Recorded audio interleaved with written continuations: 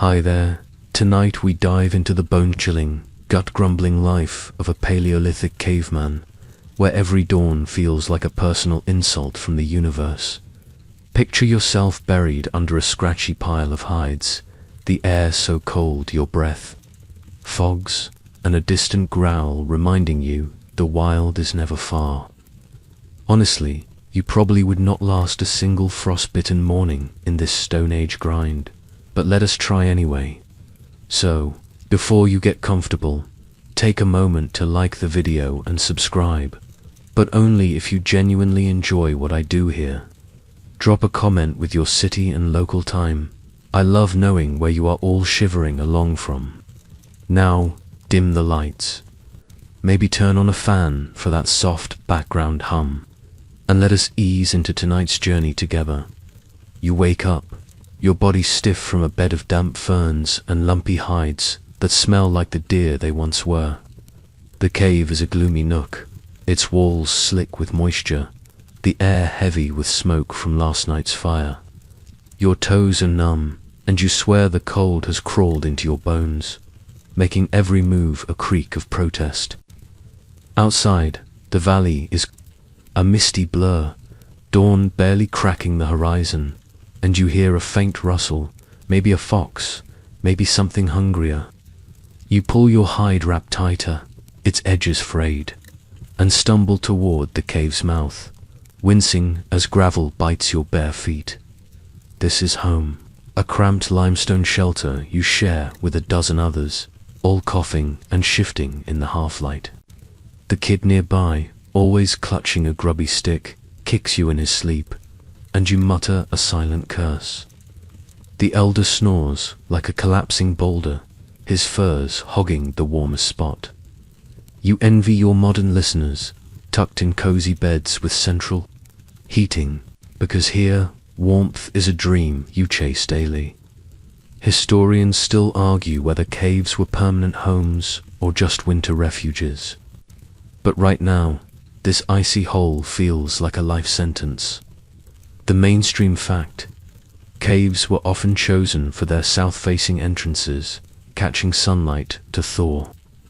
The chill, though it is still colder than a fridge in here. You step outside, the frost crunching underfoot, and scan the valley, its pines shrouded in fog. A quirky tidbit: some caves show signs of early feng shui, with bones arranged in patterns, maybe for luck or just boredom. Your cave has no such charm unless you count the kid's stick collection. You smirk, imagining explaining to him why sticks are not currency, though he would probably try trading one for your breakfast. Your first thought is warmth, but the fire is dead, its ashes cold as your toes. You grab a flint from the cave floor, its edge sharp enough to sting, and start scraping kindling, your fingers clumsy in the chill. A spark catches, and you blow gently, coaxing a tiny flame that feels like a miracle. Why did the caveman hate mornings? Because the cold was his alarm clock, and it never snoozed. You chuckle, the fire's faint heat kissing your face, and glance back at the cave, where the group is stirring, their grumbles echoing your own. Another joke: what do cavemen call a cozy cave? A myth they tell at night. The valley yawns before you, its promise of food and danger equally sharp. You rub your arms, the hide wrap barely cutting the wind, and wonder how you will survive another day. The kid wakes, waving his stick like a tiny warlord, and you sigh, already dreading his chaos. One last joke to keep you going: why was the cave so cold? Because it had an open-door policy for drafts. You turn back to the fire, its flames growing, and brace for the day, knowing the Stone Age is about to remind you why it truly sucked to be here. You huddle by the fire, its frail flames barely chasing the cave's bone-deep chill. The valley outside is a grey blur, dawn's light struggling through the fog, and your stomach growls louder than the kid's stick-thwacking antics nearby. You need to clean up before facing the day, but hygiene in the Paleolithic is a grim battle. You grab a twig, its end frayed from overuse, and start scrubbing your teeth. The woody tastes bitter as regret. Your mouth feels like a swamp, and you wince as the twig snags your gums.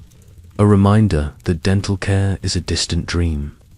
The cave smells of smoke and stale hides, and you long for a hot shower your listeners take for granted. You dip your hands into a clay bowl of cold ash, rubbing it over your arms to cut through the grime. It is gritty like sandpaper and leaves your skin raw but slightly less filthy. A quirky tidbit: some ancient skeletons show traces of ochre on their teeth, suggesting early humans might have used it as a crude toothpaste, maybe for status or just desperation. You skip the ochre, sticking to ash, and splash icy stream water on your face, the shock making you gasp. Your reflection in the water is a mess, wild hair tangled with leaves, a far cry from the polished folks in your audiences. World, the mainstream fact. Dental wear on Paleolithic skeletons shows heavy chewing on tough plants and bones, which scraped plaque but often cracked teeth. You rinse your mouth, spitting into the cave floor, and catch the elder's scowl, his glare sharper than your twig. Why did the caveman hate brushing? Because twigs were the original bad vibe. You smirk, shaking water from your hands, and tackle your hair, raking through knots with your fingers. A flint shard lies nearby, tempting you to hack it all off, but you settle for pulling out a particularly stubborn twig. Probably courtesy of that kid's stick collection. Historians still argue whether hygiene was about health or social signaling, but you know it is mostly about not smelling like a dead boar. You glance at the kid, now smearing ash on his face, mimicking you, and you roll your eyes, hoping he does not start a trend. Your hide wrap reeks, a mix of sweat and deer, and you shake it out, dislodging a cloud of dust that makes you cough. Another hunter, a woman with a scar across her cheek, scrubs her own face nearby, muttering about the cold water, and you nod, sharing her misery. Why did the caveman use ash? Because soap was a fantasy for the future. You kneel by the stream, again washing your feet, the icy bite numbing your toes. A bird darts past, its wings a soft buzz, and you pause, envying its freedom from this daily grind. The cave is waking, the group's grumbles mixing with the fire's crackle, and you feel the weight of another day. You think of that kid's stick, probably destined to poke your eye out, and chuckle despite yourself. One last joke to keep you going. What do cavemen call bad hygiene? A scent that scares the mammoths. You stand, flicking water from your fingers, and head back. The cave's smoky warmth a small relief, though the day's next misery is surely waiting. You shuffle back to the cave, your skin raw from ash and icy water. The smoky air a faint comfort against the valley's chill.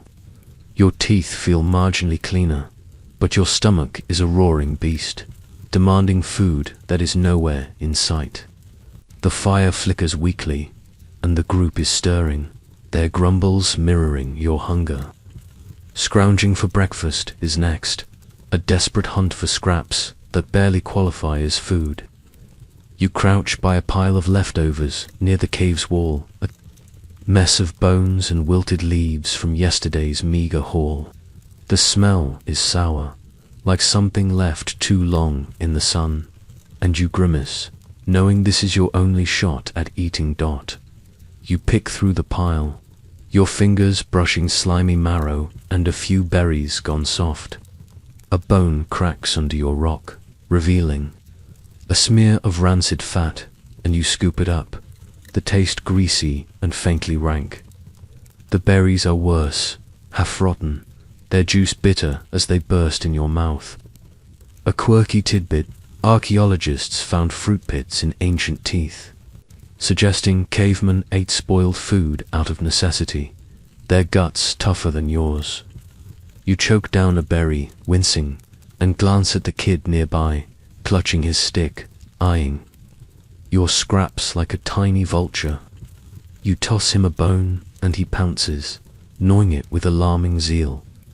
The mainstream fact: Paleolithic diets were unpredictable, often leaving groups on the edge of starvation, with bone analysis showing periods of severe malnutrition. You scan the pile for anything else, but it is mostly gristle and dirt. Why did the caveman hate breakfast? Because it was more scavenger hunt than meal. You smirk, your stomach still protesting, and decide to forage outside, grabbing a frayed basket. The valley is brighter now, the fog lifting, but the grass is wet, soaking your feet as you trudge toward a patch of bushes, hoping for something edible. Historians still argue whether early humans relied more on hunting or scavenging, but right now you feel like a glorified hyena, picking at nature's scraps. You spot a cluster of berries, but half are worm-eaten, and you curse, plucking the few good ones. A thorn pricks your thumb, and you suck at the blood, thinking of that kid's stick, probably better used to fend off these bushes. Another hunter, the scarred woman from earlier, is foraging nearby, her basket as empty as yours. You share a weary nod, both knowing the valley gives nothing easily. Why did the caveman scrounge? Because hunger was the world's worst roommate. You dig up a root, its bitter taste a gamble, and toss it into the basket, your hands muddy now. The valley hums with insects, their buzz a mocking reminder of life's abundance just out of reach. You think of the cave's cold mornings, the twig you used for your teeth, and wonder if breakfast is worth this misery. A bird flits past, taunting you with its freedom, and you sigh, wishing you could trade places. One last joke to keep you going: what do cavemen call a bad breakfast? A meal that fights back. You sling the basket over your shoulder, its poultry, contents a grim promise, and head back. The caves fire a faint beacon in a day already stacked against you. You trudge back to the cave, your basket light with a few sour berries and a dubious root, your stomach still snarling from the rancid breakfast scraps. The valley's morning sun burns off the fog, but its warmth does little to lift your mood. The cave's smoky air greets you, and you spot the group milling about, some gnawing on bones, others poking at the fire.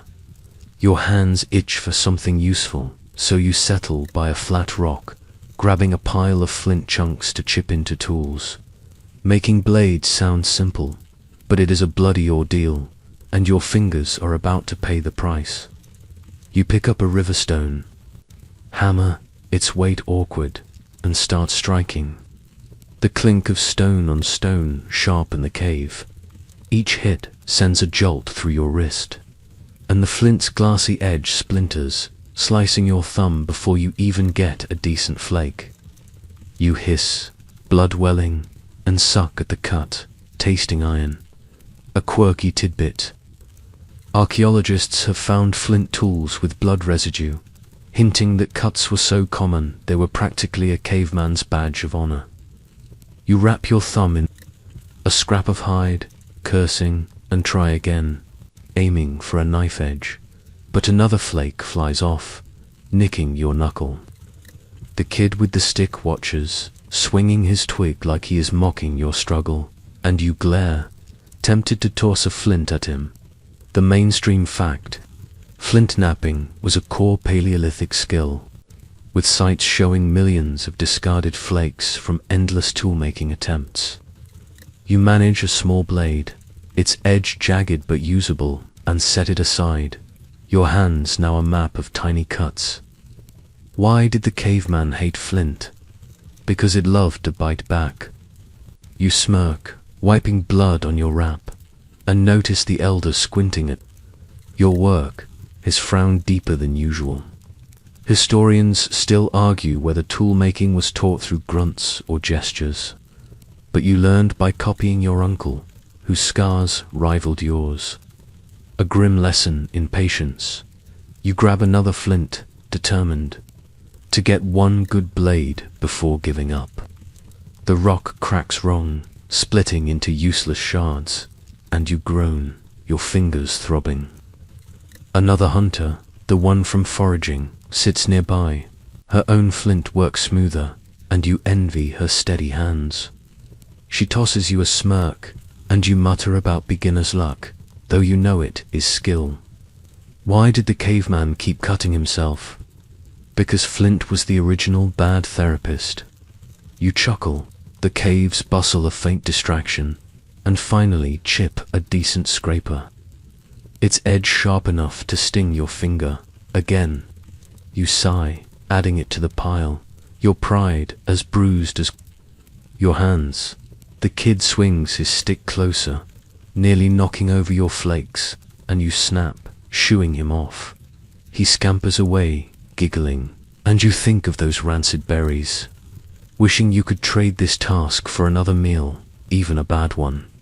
The valley outside hums, its birdsong mocking your bloody efforts. A joke to keep you going. What do call a good blade? A cut above the pain. You stand, brushing grit from your wrap, your fingers stinging, but the pile of tools slightly bigger. The cave feels heavier now, the day's miseries piling up, and you brace for whatever fresh hell the valley has in store next. You flex your stinging fingers, the pile of jagged flint tools, a small but bloody victory against the cave's grim morning.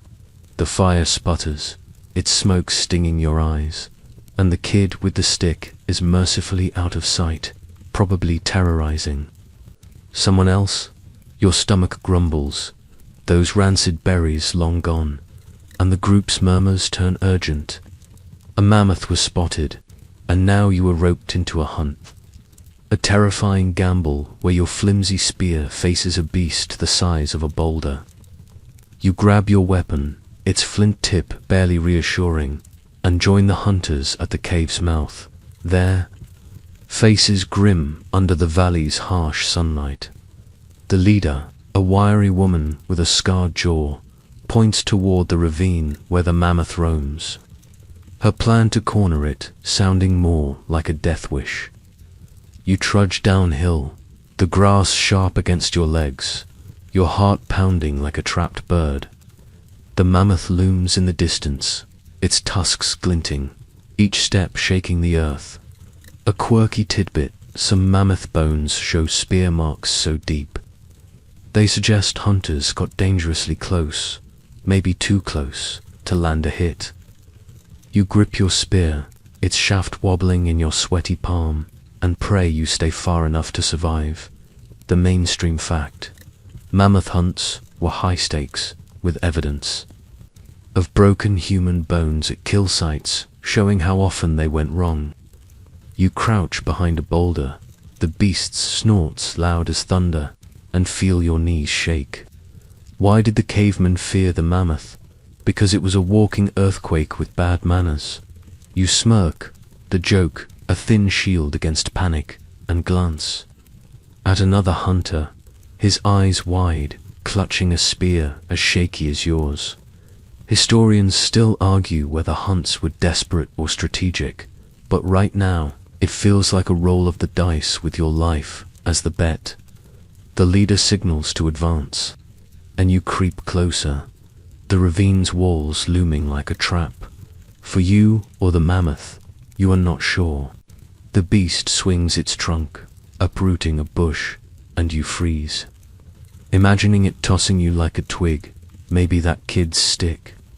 You think of the cave's cold mornings, your bloody flint cuts, and wonder if this is worth it. Another hunter stumbles, his spear clattering, and the mammoth's head jerks up, its eyes locking on your group. You curse silently, your breath shallow and ready to bolt. Why did the caveman join the hunt? Because hunger was scarier than death, barely. The mammoth charges, a wall of fur and fury, and you hurl your spear. Its arc pathetic against the beast's bulk. It misses, embedding in the dirt, and you dive behind a rock, heart hammering. The leader shouts, her spear grazing the mammoth's flank, but it only roars louder, trampling the ground. A joke to keep you alive. What do cavemen call a bad hunt? A mammoth-sized mistake. You scramble back, the valley's dust choking you, the hunters scattering like leaves. The mammoth lumbers off, unharmed, and you slump, alive but empty. The cave's hunger waiting like a cruel reminder of why this life sucks. You slump against the tree, your heart still thudding from the mammoth's charge, its bellows fading as it lumbers into the ravine. The valley's dust settles on your scraped knee, and your spear lies useless in the dirt, a mocking reminder of the hunt's failure. The hunters regroup, their faces streaked with grime, the leader's scar twitching with frustration. Your stomach knots, the rancid berries from breakfast a distant memory, and the cave's hunger looms larger than ever. Tracking the mammoth is next, a grueling slog through miles of faint hoofprints, your legs already screaming from the chase. You grab your spear, its flint tip chipped, and follow the leader's signal, trudging into the valley's tangled woods. Each step a test of your will to keep going. The trail is a mess, mammoth tracks churned into the muddy earth, each print wide as your torso. But they weave through dense pines, fading under pine needles and moss. You squint, your eyes burning from dust, and crouch to spot broken twigs or trampled ferns, anything to keep the hunt alive. The air is thick with sap and damp soil, and your boots are caked with mud, slowing you down. A quirky tidbit: archaeologists have found preserved footprints alongside animal tracks, some showing humans slipping in mud, proving tracking was as clumsy as it feels now. You wipe sweat from your brow, wishing you were back in the cave, even with that kid's stick poking your ribs. The mainstream fact: tracking was a core Paleolithic skill, with evidence of human trails stretching miles, showing hunters followed game for days. Your legs burn, each mile stretching into eternity, and you curse the mammoth's stubborn path, zigzagging through thorns that snag your hide wrap. Why did the caveman hate tracking? Because the ground was a puzzle with teeth. You smirk, dodging a low branch, and notice another hunter, the young one from the hunt, stumbling ahead, his breath ragged.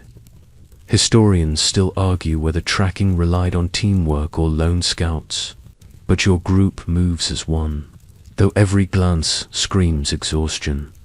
The trail dips into a gully, the mammoth's prints deeper here, its weight crushing soft earth.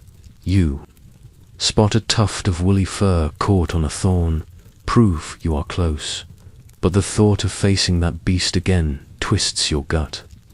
You think of the cave's cold mornings, your bloody flint cuts, and wonder if this trek is worth the empty hands you will likely bring back.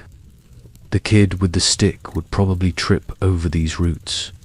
You muse, chuckling, his chaos a faint comfort in this endless slog.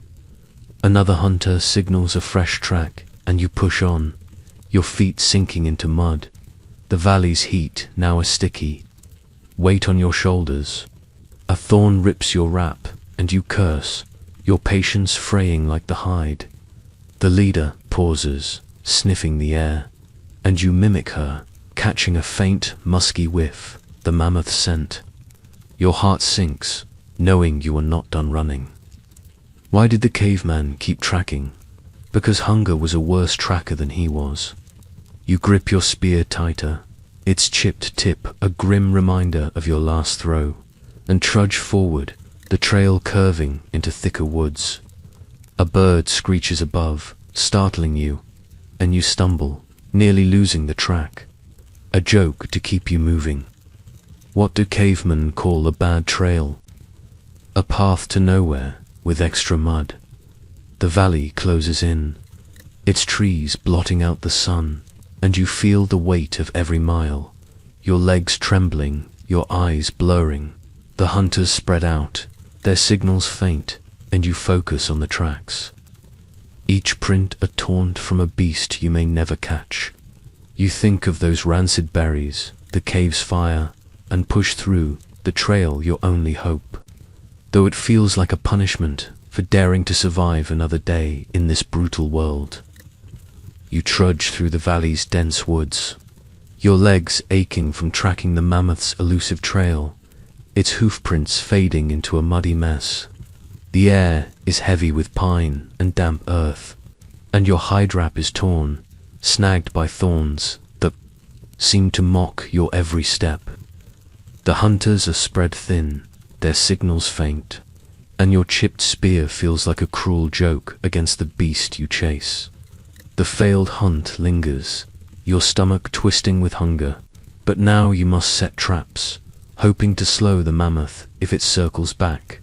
You kneel near a cluster of vines, their fibers rough, and start rigging snares, your fingers fumbling in the fading morning light, each not a gamble that could snap and bite you back. You loop a vine around a sturdy sapling, pulling it taut, but it slips, catching your thumb and leaving a stinging welt. You curse under your breath, the pain sharp, and try again, anchoring the snare with a heavy stone. A quirky tidbit: archaeologists have found vine fragments in ancient traps, some with human hair tangled in them, proof that setting snares was as messy as it feels now. The vine snaps as you tighten it, whipping your hand, and you grit your teeth, wondering if this is worth the effort. The valley hums with insects, their buzz a taunt, and you think of that kid's stick back at the cave, probably less painful to deal with than these vines. The mainstream fact: traps were critical for Paleolithic hunters with evidence of snares, and pits used to slow large game, though many failed under pressure. You move to another spot, weaving a net of vines between two boulders, your fingers raw from the coarse fibers. Why did the caveman hate traps? Because they trapped his patience first. You smirk, brushing dirt from your wrap, and glance at another hunter, the scarred woman from earlier, struggling with her own snare. Her vine breaks too, and you share a weary nod, both cursing the valley's stubborn plants. Historians still argue whether traps were carefully planned or thrown together in desperation, but right now it feels like a losing battle against nature's whims. You think of the mammoth's charge, your useless spear throw, and wonder if these snares will fare any better. The kid with the stick would probably tangle himself in these vines, you muse, chuckling despite the sting in your hand. You set another trap, a low vine stretched across a narrow path, and test its tension, wincing as it grazes your palm. The valley's light dims, clouds rolling in, and you feel the weight of the hunt. Your trap's a fragile hope against a beast that laughs at. Your efforts, a third snare goes up, but a branch snaps under your foot, ruining the setup. And you kick the dirt, frustration boiling. Another hunter, the young one from the hunt, tries to help, but his knot unravels, earning a glare from the leader. You sigh, retying it, your fingers now a map of welts and dirt. Why did the caveman keep setting traps? Because giving up meant an empty cave. You grin, the joke a small spark, and finish the snare. Its vines taut but treacherous. A bird screeches overhead, startling you, and you nearly drop the stone anchor. Your nerves as frayed as your wrap, a joke to keep you going. What do cavemen call a bad snare? a vine that bites back worse than wolves. You step back, your traps set but shaky, and scan the ravine, the mammoth's trail now faint in the distance. The hunters regroup, their faces grim, and you feel the valley's cruelty, its gifts always laced with pain.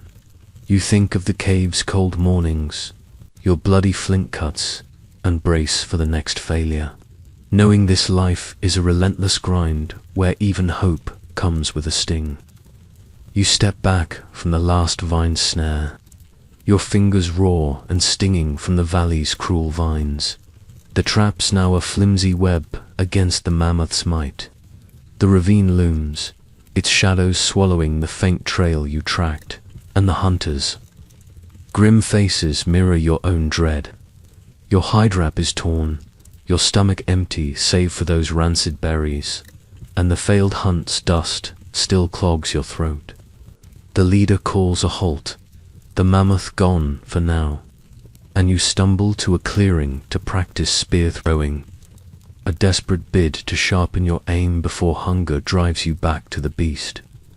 You heft your chipped spear, its balance off, and face a makeshift target, a bundle of hides tied to a stump, already scarred from missed throws. You take a stance, the grass slick under your feet, and hurl the spear, its arc wobbly, thudding into the dirt a foot from the target. The hunters groan, their hunger sharpening their scorn, and you flush, retrieving the spear with a muttered curse.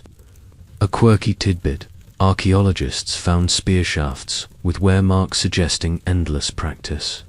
Some even broken mid-throw, proof that cavemen missed as often as they hit.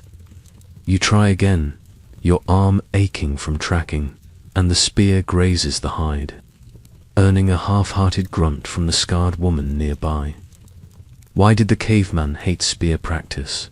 Because the target mocked him louder than the group, the mainstream fact. Spear throwing was a vital Paleolithic skill, with evidence of specialized tools like otlotls in later sites. Though your group relies on raw, unreliable muscle, you adjust your grip, sweat beading despite the valley's cool breeze, and throw again, the spear veering left, nearly clipping another hunter. He snaps at you, his voice sharp, and you shrink, feeling the weight of their empty bellies on your shoulders. Historians still argue whether practice was daily or rushed before hunts, but right now, it feels like a punishment for your earlier miss against the mammoth.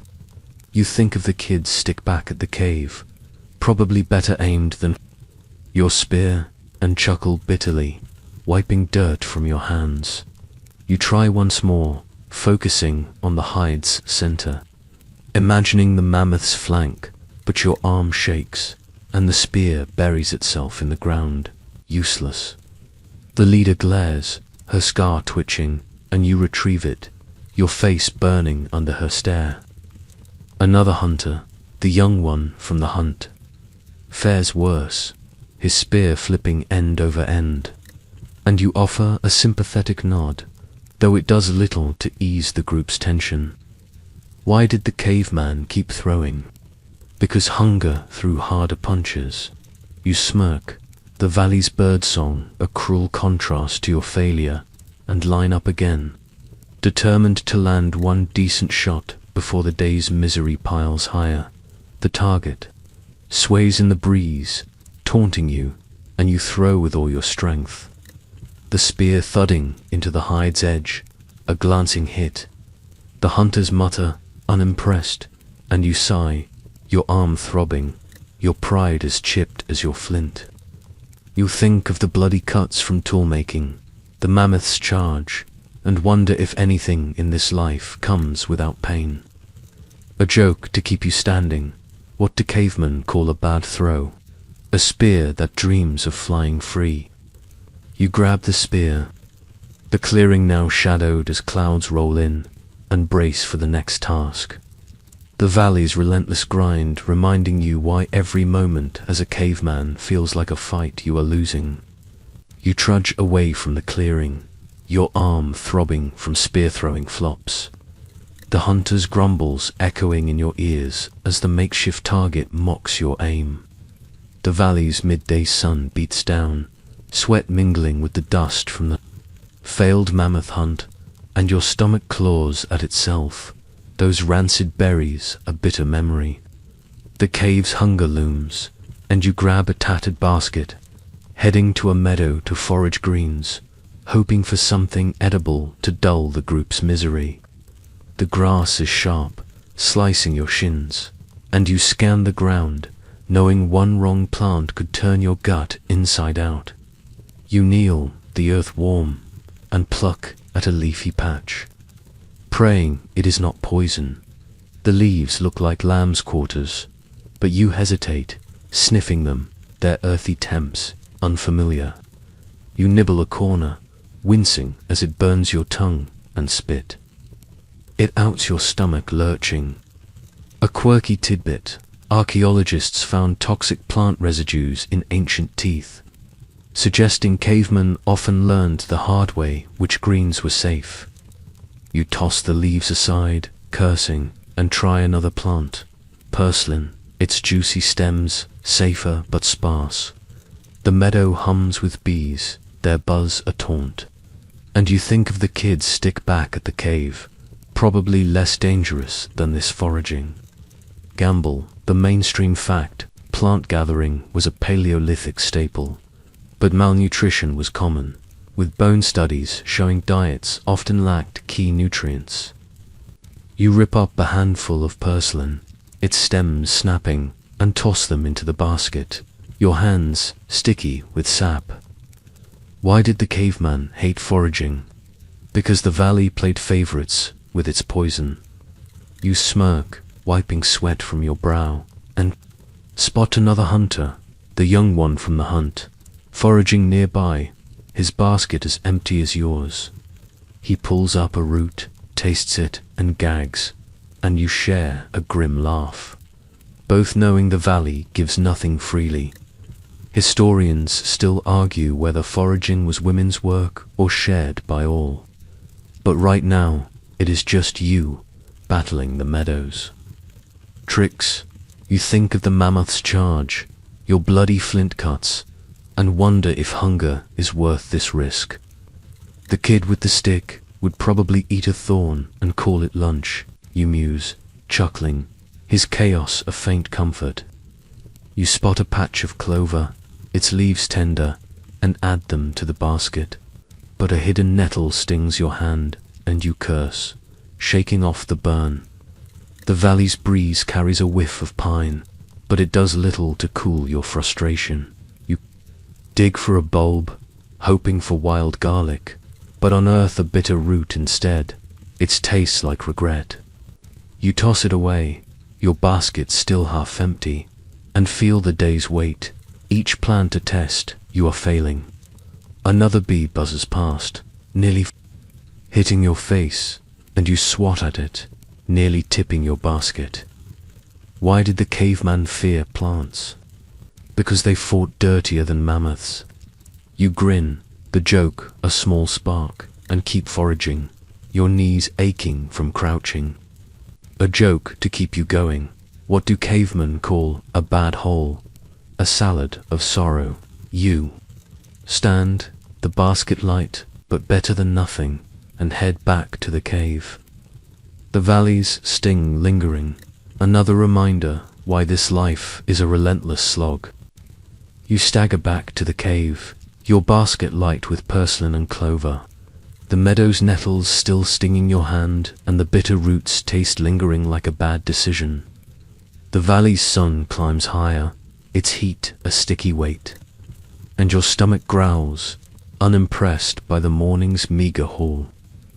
The cave's smoky air greets you, the fire barely alive, and the group's hungry eyes follow your basket, their hope as thin as your greens. Cooking is next, a smoky ordeal, to turn tough meat and bitter plants into something edible. But the fire's fumes and your shaky skills promise disaster. You drag a flat stone to the embers, its surface charred, and lay out a scrawny hair, its skin scraped alongside your foraged greens. You slice the hair with your flint blade, its edge dulled from tool making, and the meat tears unevenly, juices sizzling into the fire. The smoke stings your eyes, and you cough, fanning the fumes, the cave filling with a choking haze. A quirky tidbit: archaeologists found scorched bones with uneven cuts, suggesting cavemen often botched their cooking, burning meals as much as they ate them. You pile the greens on the stone, their leaves wilting, but the fire flares, blackening the edges, and you curse, scrambling to save them. The kid with the stick, now back, pokes at the embers, nearly tipping the stone, and you snap, shooing him off, his giggle grating your nerves. The mainstream fact: cooking was a Paleolithic breakthrough, boosting nutrition, but open fires were hard to control, often leading to spoiled food. You skewered the hair, propping it over the embers, but the stick snaps, dropping it into the ash. And you groan, fishing it out with singed fingers. Why did the caveman hate cooking? Because the fire was a worse chef than he was. You smirk, wiping soot from your face, and notice the elder watching, his scowl deeper than the ravine. Historians still argue whether cooking was communal or left to a few. But right now, it is your burden, and you are failing spectacularly. You salvage the hair, its meat half charred, and crush a garlic bulb from the meadow, hoping to mask the burnt taste. The paste smears unevenly, and you mix it with the greens, their bitterness barely softened. The smoke thickens, your throat raw, and you think of the mammoth hunt, your useless spear throw, wishing you had meat worth burning. The kid with the stick would probably roast his twig and call it gourmet, you muse, chuckling, though the caves. Hunger kills the humor. Another hunter, the scarred woman, tosses a log on the fire, her own meal a memory, and you share a weary glance, both choking on the fumes. The meal, if you can call it that, is ready, a sad pile of ashy hair and wilted greens. You serve it on the stone. The group's grumbles louder than the fire's crackle, and you taste it, wincing at the char. Why did the caveman dread dinner? Because it was a lottery of smoke and sorrow. You lean back, eyes watering, the cave's air unbreathable, and feel the day's weight, from bloody flints to poisoned plants, now crowned by this culinary flop. A joke to keep you going. What do cavemen call a burnt meal? A smoky hug from failure. You poke at the embers, the valley outside. Indifferent, its sun mocking your hunger as you brace for the next miserable task. You push away from the fire, the taste of burnt hair and bitter greens still sour on your tongue, the cave's smoky haze stinging your eyes. The group picks at the meager meal, their grumbles louder than the embers crackle, and you feel their hunger like a weight on your chest. The valley outside bakes under the midday sun, its heat seeping into the cave, but you seek a break from the day's failures. You settle near the fire, where the elder sits, his furs bunched around him, ready to spin another endless tale. Listening to his rambles is next, a tedious ordeal of repetitive survival stories that make your eyelids droop. Not from sleepiness, but sheer boredom. You brace yourself, the cave's dim light casting his wrinkled face in sharp relief, as he launches into a droning saga about a long-ago boar hunt. His voice is gravelly, looping through details of tracking mud and dodging tusks, the same story you have heard a dozen times. You nod, pretending interest, but your mind wanders to the mammoth's charge, your scorched dinner, anything but this. A quirky tidbit: archaeologists found bone carvings with hunting scenes, suggesting elders used stories to teach, though some were likely just to fill the silence. You stifle a yawn, the elder's words blurring into a hum, and notice the kid with the stick, now back, mimicking his gestures with his twig, making you wish you could escape as easily. Why did the caveman dread elder tales? Because they were longer than a winter famine. The mainstream fact, oral storytelling, was a Paleolithic cornerstone, preserving skills and history, with some tales likely repeated for generations.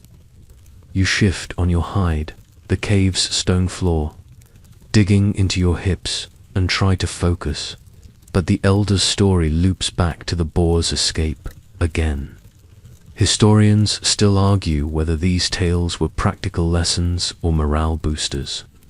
But right now, it feels like torture, each word a pebble in your shoe. You think of your bloody flint cuts, the nettle stings from foraging, and wonder if boredom is just another Stone Age punishment. The kid with the stick starts tapping it rhythmically, and you shoot him a glare, his noise barely worse than the elder's drone. Another hunter, the young one from the hunt, slumps nearby, his eyes glazing over, and you share a silent groan, both trapped in this narrative purgatory. The elder gestures wildly, describing a spear throw you know never happened, and you force a nod, your patience thinner than your rap. Why did the cavemen sit through stories? Because walking out meant no dinner later. You smirk, the fires crackle a faint distraction, and think of the kid's stick, probably more entertaining than this tale. The cave's air is thick, the smoke from your cooking disaster lingering, and you wish for a breeze to clear your head. The story drags on, the elder now recounting a storm that followed the hunt, his voice rising like he expects applause. You rub your temples, the day's failures piling up, from missed spears to poison plants, now crowned by this endless ramble, a joke to keep you sane. What do cavemen call a boring tale? A saga that outlasts the fire. You glance at the cave's mouth, the valley's light fading, and long for the next task, anything to escape this monotony. The kid with the stick yawns, his twig dropping, and you feel a flicker of kinship. Both victims of the elder's voice, the cave a prison of words. In a world that already sucks, you shift uncomfortably on the cave's hard floor, the elder's droning tale of the boar hunt still echoing, your ears numb from his endless loop of mud and tusks. The fire sputters, its smoke mingling with the burnt hair's lingering stench, and the kid with the stick, mercifully quiet, dozes nearby, his twig clutched like a lifeline. Your stomach aches from the bitter greens, and the valley's heat presses into the cave, making you restless. You grab a deer antler from a bone pile, its surface rough, and settle by the fire to carve jewelry. A tedious task that promises hours of scraping for a bead nobody will care about. You pick up a dull flint flake, its edge barely sharp, and start whittling. The antler's resistance, a fresh misery in a day full of them. Each scrape sends a jolt through your wrist, and the antler yields only dust, not the smooth bead you aim for. Your fingers, still sore from vine snares and flint, cuts, slip, and the flint nicks your thumb, a tiny bead of blood welling up. A quirky tidbit, archaeologists found bone beads so poorly carved they suggest novices practiced on scraps, their efforts as futile as yours feel now. You curse softly, wiping the blood on your torn wrap, and keep scraping, the fire's heat, making sweat drip into your eyes. The kid with the stick stirs, his twig tapping the floor, and you glare, tempted to carve his stick instead. The mainstream fact, bone jewelry was common in Paleolithic times, often signaling status, but crafting It was labor-intensive, with many pieces left unfinished. You manage a lumpy bead, its shape more rock than jewel, and set it aside, your patience fraying like your hide. Why did the cavemen hate carving? Because the antler fought harder than a mammoth. You smirk, brushing shavings from your lap, and notice the elder watching, his scowl implying your bead is an insult to the craft. Historians still argue whether jewelry was for trade or ritual, but right now, it feels like a pointless chore, another Stone Age trap for your time. You try for another bead, the antlers grain splintering under your flint, and you groan, your fingers cramping. Another hunter, the scarred woman from the hunt, sits nearby, scraping her own bone, her work smoother but still slow. She tosses you a pitying glance, and you mutter about the antler's stubbornness, earning a faint smile. Why did the caveman keep carving? Because boredom was a worse enemy than splinters. You chuckle, the cave's dim light swallowing the sound, and think of the mammoth's charge, the elder's tales, wishing this task had half their thrill, even if it meant terror. The bead takes shape, barely round, and you thread it onto a sinew scrap, its weight a sad trophy. The fire pops, sending a spark onto your wrap, and you pat it out, cursing the day's endless slights. A joke to keep you going. What do cavemen call a bad bead? A lump that dreams of glamour. You lean back, your hands aching, the cave's clutter a reminder of the burnt meal. The mist spear throws, and now this futile craft. The valley outside hums, its afternoon sun indifferent, and you brace for the next task, knowing each hour. As a caveman piles on more reasons why this life is a relentless slog, you toss the lumpy antler bead aside, its sinew thread tangling, your fingers throbbing from the tedious carving. The cave's fire flickers, its smoke curling around the burnt hair's stench, and the kid with the stick sleeps, his twig mercifully. Still, your hide wrap is a mess, torn and sweaty, and the valley's afternoon heat seeps in, making the cave feel like a smoky oven. You notice a fresh scratch on your arm, a gift from the meadow's thorns, and it stings, red and angry. Tending wounds is next, a grim task where you smear mud on cuts, praying they do not fester, but knowing the valley's dirt is as much foe as friend. You kneel by a patch of soft earth near the cave's entrance, scooping damp mud with your raw fingers. Its coolness a fleeting relief. You slap the mud onto your scratch, the grit stinging like salt, and wince, hoping it seals the wound before rot sets in. A quirky tidbit, archaeologists found skeletons with infected cuts. Some so bad they suggest mud remedies often backfired, turning scratches into death sentences. You add a crushed leaf the elder swears by, its bitter smell sharp, but doubt its magic, your arm already throbbing. The kid with the stick would probably rub dirt in his eyes and call it healing. You muse, chuckling, his chaos a faint distraction. The valley hums outside, its insects buzzing, and you feel the day's toll. From mammoth chases to burnt meals, now crowned by this dubious doctoring.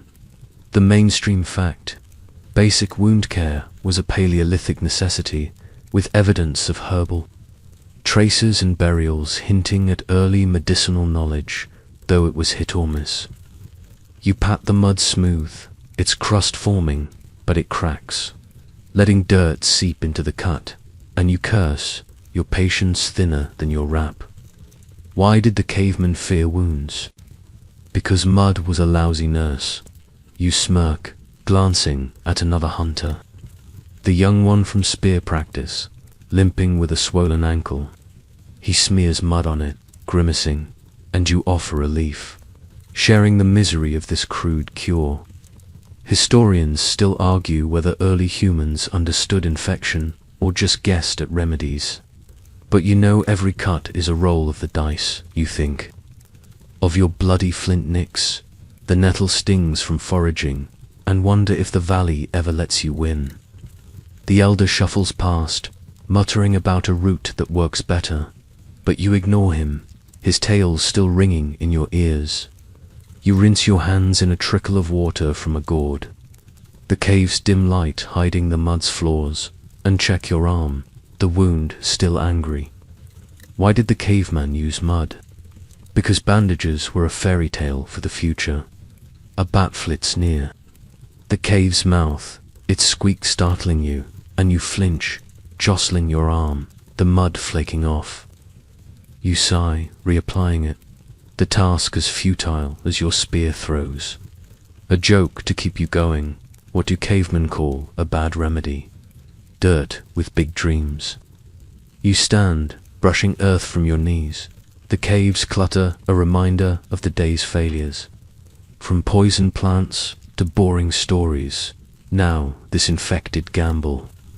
The valley outside fades to dusk, its light taunting your pain, and you brace for the next chore, knowing each moment as a caveman is a fight against a world that loves to wound. You step away from the cave's muddy corner, your scratch now caked with crumbling dirt, its sting a dull pulse under the crusty remedy. The fire sputters, its smoke thick with the burnt hair's stench, and the kid with the stick sleeps, his twig tangled in his hide.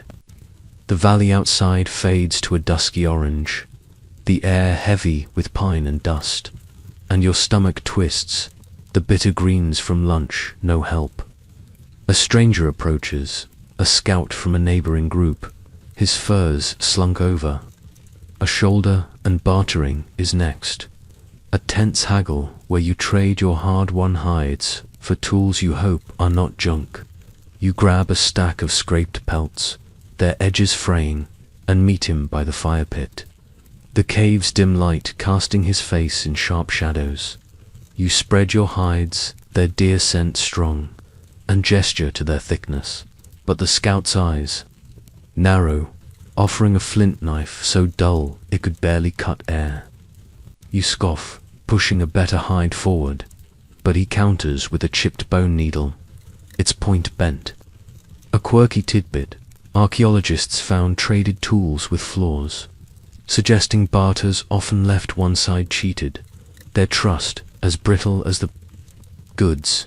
You test the needle, pricking your thumb, and curse, the deal already sour. Why did the caveman hate bartering? Because every trade felt like a theft. You smirk, catching the elder's glance, his scowl hinting he has been duped before. The mainstream fact, Paleolithic trade networks stretched far, with obsidian and shells found hundreds of miles from their source, but deals were risky, often unequal. You offer another hide, hoping for something sharp, and the scout tosses in a lumpy ochre lump, its pigment weak. You shake your head, thinking of your bloody flint cuts, the mammoth's charge, and how these trades never match the effort. The kid with the stick would probably swap his twig for a rock and call it a win. You muse, chuckling, his innocence a faint relief. The scout grunts, adding a cracked flint scraper, and you relent, trading your hides for the sad haul, feeling robbed under the valley's fading light. Historians still argue whether bartering built alliances or sparked fights. But this deal leaves you bitter, the scout's smirk a jab to your pride. You tuck the dull tools away, their weight a reminder of your loss, and the scout slinks off, his furs heavier with your hides. Another hunter, the scarred woman from cooking, watches, her own barters likely know better, and you share a grimace, both stung by the valley's tricks. Why did the cavemen keep trading? Because hope was a worse con artist than the scout. You sigh, the cave's fire crackling, its warmth no match for the chill of a bad deal. A bat swoops low, its wings a whisper, and you flinch, your scratch throbbing under the mud. The valley's dusk deepens, its cliffs looming like silent judges. And you think of the nettle stings, the elders' tales, now this rip-off. A joke to keep you going. What do cavemen call a bad trade? A deal that cuts deeper than flint. You head back to the cave, the dull knife and needle a heavy load, the group's hunger unchanged. Each step a reminder why this life is a grind, where even trust comes with a price. You slump back into the cave, the dull flint knife and bent needle from the barter weighing like stones in your torn wrap. The fire's weak glow flickers, its smoke curling around the stench of burnt hair, and the kid with the stick snores, his twig half buried under his hide. The valley outside is a deepening dusk, its air thick with pine and the faint buzz of evening insects. Your scratch throbs under its muddy crust, and the group's hunger gnaws at you. The failed trade stinging worse than nettles. Painting the cave wall is next, a messy task to smear ochre into something meaningful, but your clumsy hands promise only smudged disasters. You grab the ochre lump from the barter, its powdery red crumbling, and mix it with water on a flat stone, the paste gritty as your mood. You dip your fingers into the ochre, its cold bite sharp, and smear a wobbly line on the cave wall, aiming for a bison but getting a shapeless blob. The paint drips, staining your wrap, and you curse, the cave's dim light hiding your mistakes but not your frustration. A quirky tidbit: archaeologists found cave art with smeared outlines, suggesting amateurs like you botched their paintings. Their efforts lost to time. You try again, sketching horns, but the ochre clumps, turning your bison into a lumpy cloud. Why did the cavemen hate painting? Because the wall judged harder than the elder. You smirk, wiping a smudge from your cheek, and glance at the kid's stick, wishing you could paint it away. The mainstream fact: cave art was widespread by 40,000 years ago, often depicting animals, but many were crude, likely practice for rituals or stories. You add a shaky line for a leg, the paint running like your luck, and think of the mammoth's charge, wishing you could capture its terror instead of this mess. Historians still argue whether art was spiritual or just a way to kill time, but right now it feels like a punishment for your barter flop. The scarred woman from the hunt pauses, eyeing your blob, and mutters something kind, though her smirk says otherwise. You shrug, dipping your fingers again. The okay is grit matching the day's endless slights. You try for a tail, but the paste smears, blending into the wall's cracks, and you groan, your hands a red mess. The kid with the stick would probably smear ochre on his face and call it a masterpiece. You muse, chuckling, his chaos a faint spark in this gloom. The fire pops, sending a spark onto your wrap, and you pat it out, cursing the cave's every corner. Why did the caveman keep painting? Because even a bad bison beat staring at hunger. You add a final smudge, giving up on art, the wall now a testament to your failure. Like the burnt meal and missed spear throws, a bat squeaks at the cave's mouth, its shadow dancing, and you flinch, your scratch stinging under the mud. The valley's dusk deepens, its cliffs silent, and you feel the day's weight. From poison plants to dull trades, now this sloppy art, a joke to keep you going. What do cavemen call a bad painting? A smudge that dreams of glory. You wipe your hands on a hide, the ochre leaving streaks, and step back. The caves clutter a mirror of your mistakes. The group's eyes linger, their hunger unmet, and you brace for the next task, knowing this Stone Age life loves to rub failure in your face. You step away from the cave wall, your ochre-smeared hands leaving streaks on your torn wrap. The lumpy bison painting a sad reminder of your artistic flop. The fire's embers glow weakly, their smoke mingling with the burnt hair's stench. And the kid with the stick snores, his twig tangled in his hide. The valley outside is cloaked in dusk, its air cool with dew and pine, and your scratch throbs under its muddy crust. The group's hunger gnaws, the failed barter and bitter greens weighing heavy, and you crave a break from the day's grind. Napping is next, a fleeting escape on a rocky patch under a tree, but the valley's hard ground promises more aches than rest. You grab your spear, its chipped flint a grim comfort, and trudge to a nearby oak, its shade a thin shield against the fading light. You settle on a patch of grass, the earth lumpy with roots and pebbles, and lie back, your hide wrap barely cushioning, the rocks jabbing your spine.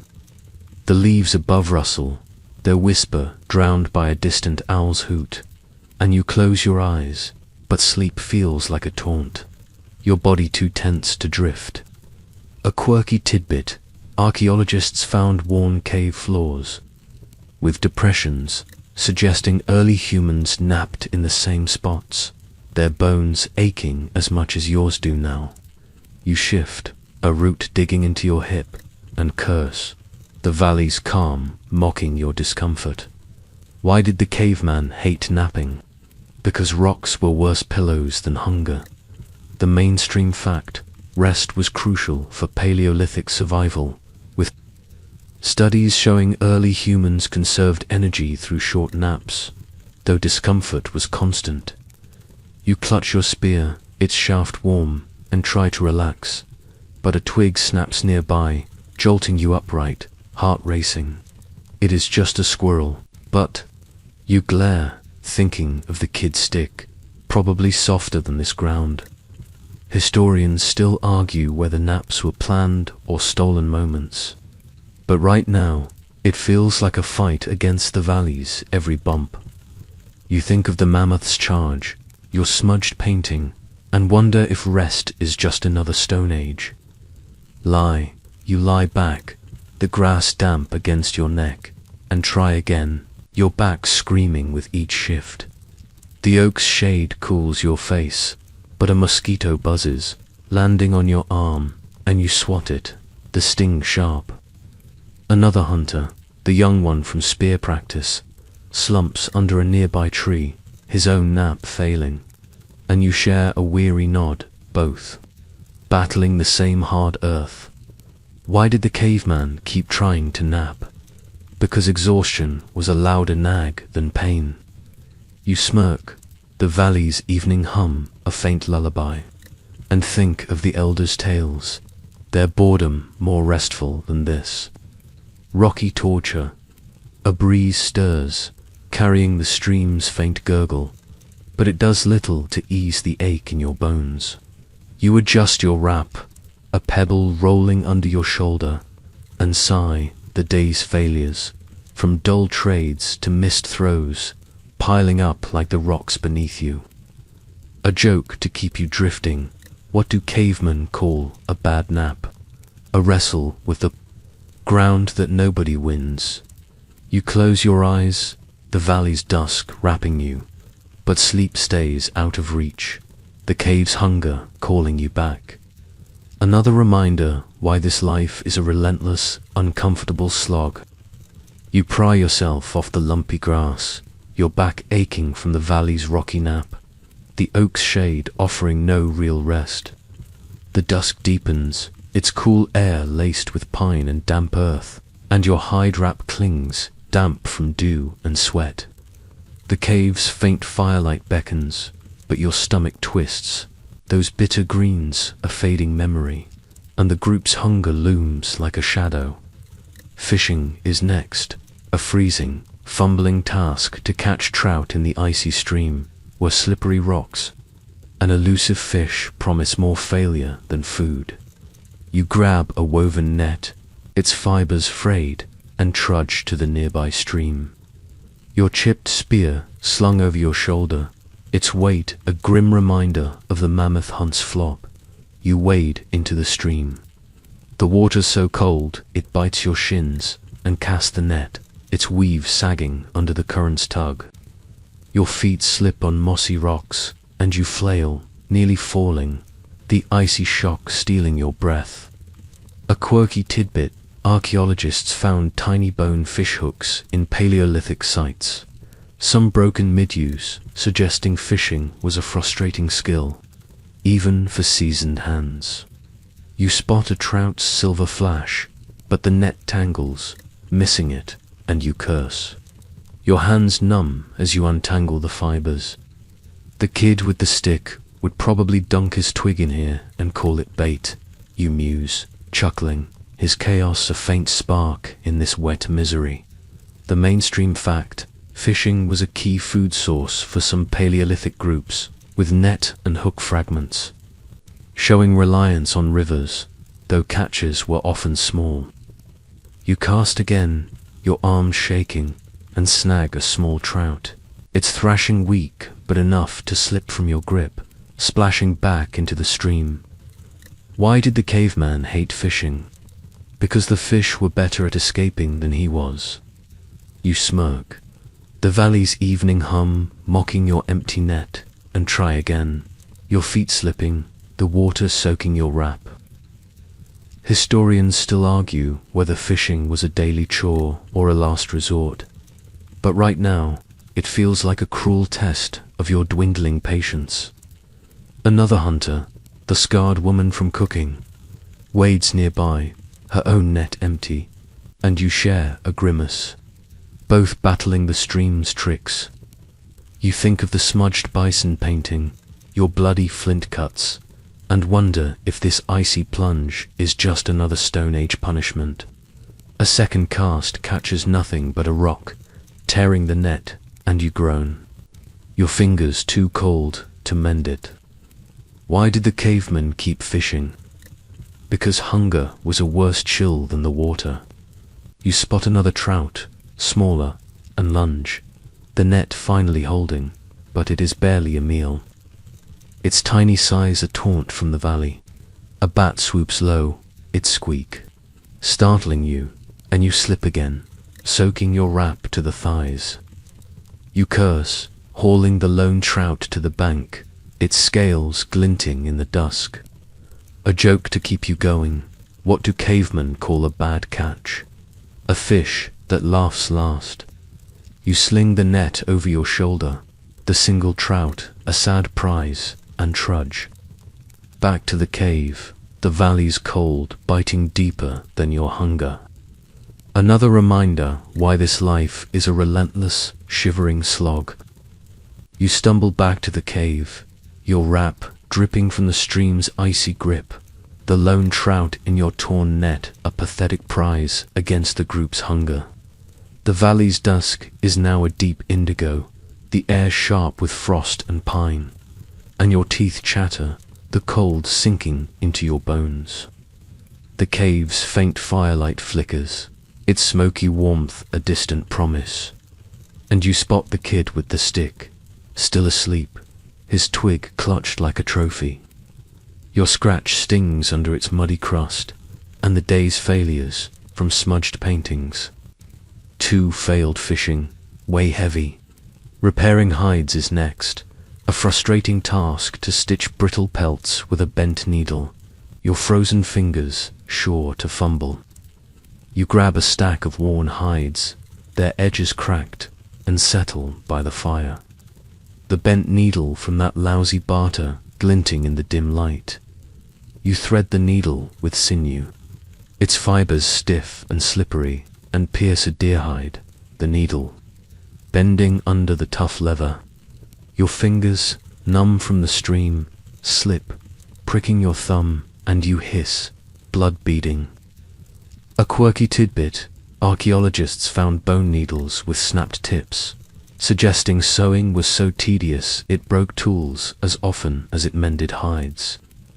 You rethread the sinew, cursing the scout who traded you this junk, and try again, the stitch crooked but holding. Why did the caveman hate sewing? Because needles were sharper than his patience. You smirk, the fire's crackle a faint comfort, and glance at the kid's stick, wishing you could stitch it to the wall. The mainstream fact: hide working was essential for Paleolithic survival, providing warmth and shelter, but the process was slow, with many hides ruined by clumsy hands. You tug the sinew tight, the hide puckering, and sigh, your hands aching from the effort. Historians still argue whether sewing was a shared task or left to skilled few, but right now it is your burden, and each stitch feels like a battle. You think of the mammoth's charge, your burnt dinner, and wonder if this needle is the valley's latest jab. The kid with the stick would probably stab the hide with his twig and call it fixed.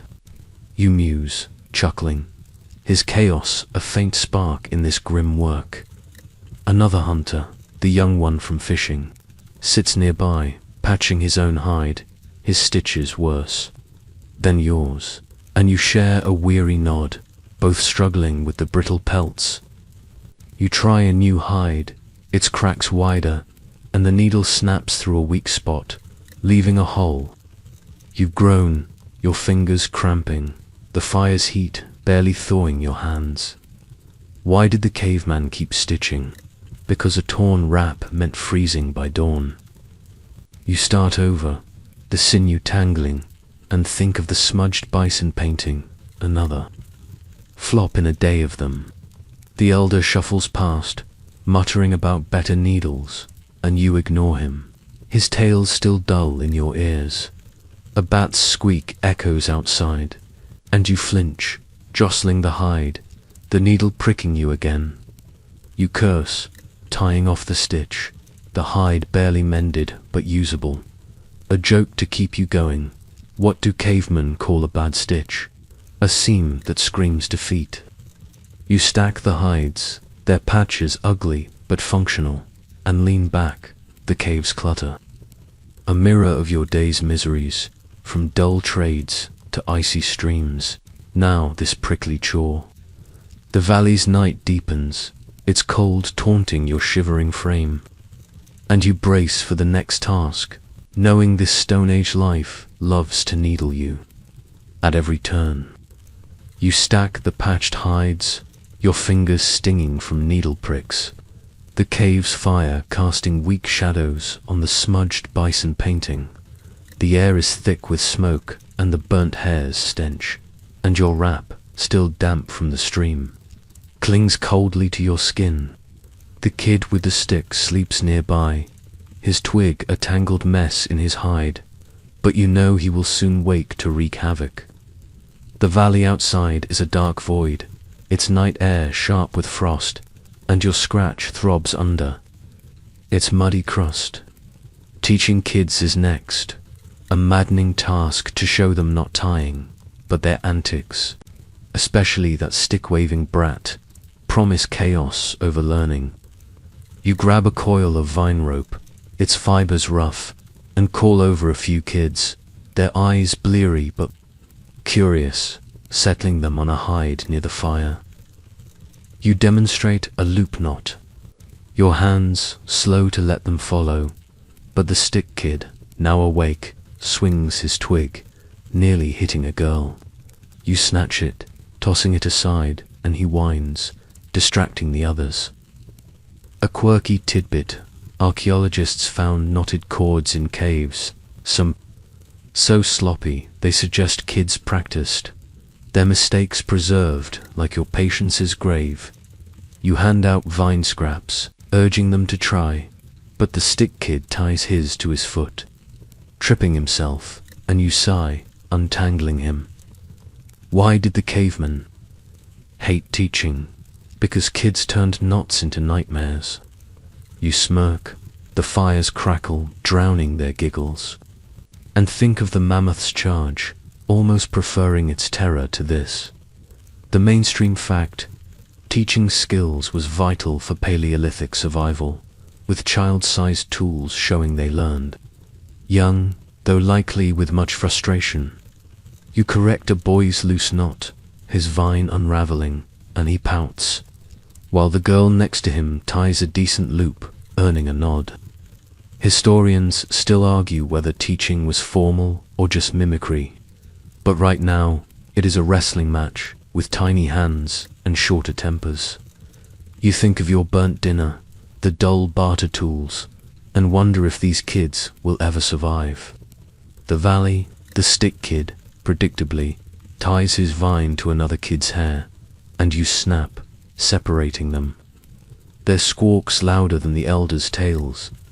Another kid, a quiet one, fumbles her knot, and you guide her hands, the vine holding.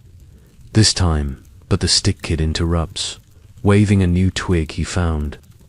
You groan, tempted to tie him to the wall and redirect him to his vine, his knot a hopeless tangle.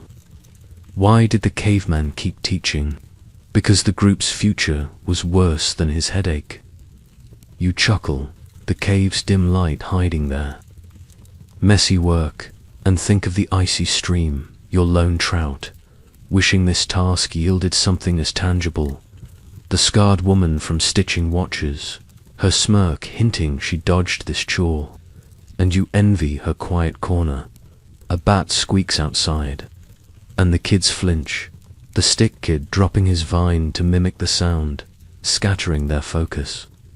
You clap your hands, refocusing them, and show a slipknot, your patience thinner than the sinew you sewed with. A joke to keep you sane. What do cavemen call a bad student? A knot that walks and talks. You lean back, the vine coil lighter, the kids, knots, a sad pile, and brace for the next task. The valley's night, a cold reminder why this life, with its unruly brats, is a relentless, maddening slog.